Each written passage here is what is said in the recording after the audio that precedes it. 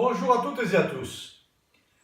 Aujourd'hui, nous allons développer le sujet sur les maisons ou lieux hantés et comment savoir si votre lieu de vie est pollué. Pour un lieu de vie, un local professionnel ou un bâtiment collectif, il existe 3 pollutions dites paranormales. Votre habitation peut être victime de pollution tellurique, de mémoire de lieu ou de travaux occultes. Dans le premier cas, les perturbations telluriques peuvent venir de failles terrestres, de sources souterraines ou d'éléments rocheux. Dans ce cas, il est conseillé de consulter un géobiologue expérimenté. Pour les mémoires de lieu, on fait souvent les frais du poids historique de l'habitation. La matière garde en mémoire les événements négatifs, tels que les crimes, les guerres, les morts violentes.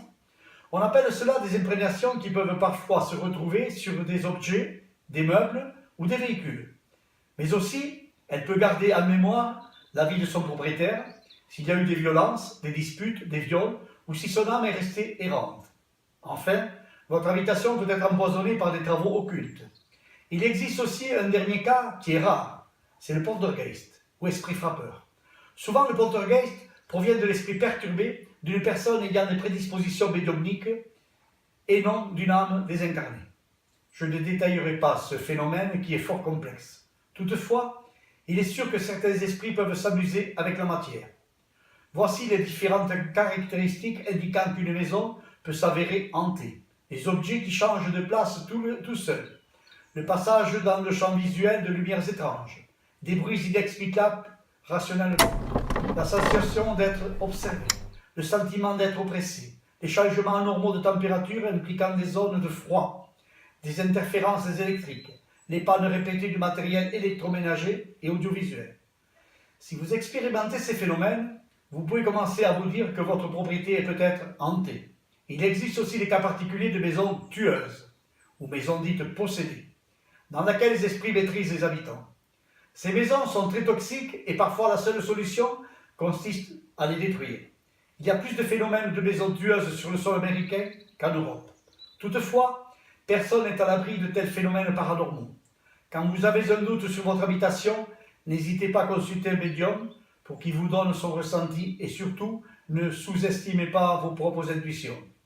Une habitation malsaine laisse une mauvaise impression dès qu'on passe son hall d'entrée, voire même dès qu'on rentre dans son périmètre extérieur. Une habitation a forcément une aura, soit bénéfique, soit négative, voire maléfique. Dans le doute, il est nécessaire de se renseigner sur les anciens propriétaires ou locataires et sur les faits historiques qui pourraient influencer la mémoire du lieu. Il existe toutefois la solution de faire purifier votre habitation ou de faire pratiquer un dégagement énergétique. Je vais quand même citer un exemple édifiant, celui de la famille Larmini qui a vécu un cauchemar, devant quitter leur villa en août 2014 suite à des événements paranormaux inquiétants. Ils vivaient sereinement depuis 2 ans dans une maison localisée près de Cambrai dans le Nord. Le 26 août 2014, le père Stéphane décide d'abattre l'arbre situé devant la maison.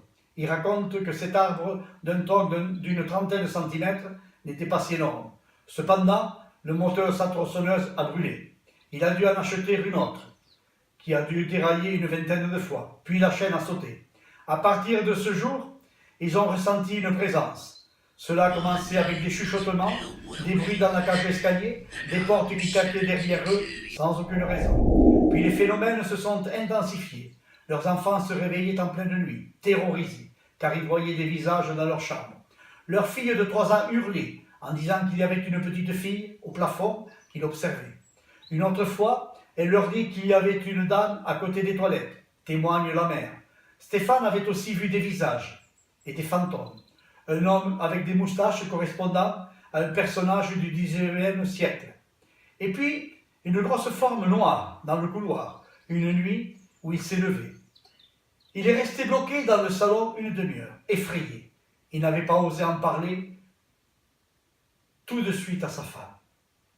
Un jour, au réveil, il avait des traces de doigts sur la poitrine. Puis un autre matin, la marque d'un chiffre 6 ou 9 inscrit sur son poignet. Le couple avait également fait appel à un prêtre pour bénir la maison. 2 heures après, les phénomènes paranormaux avaient repris encore plus de violence, obligeant ainsi la famille à prendre la peau d'escampette. Cet exemple est édifiant, mais il ne résume pas à lui seul le cas de hantise. Chaque cas est différent et il existe plusieurs degrés de gravité.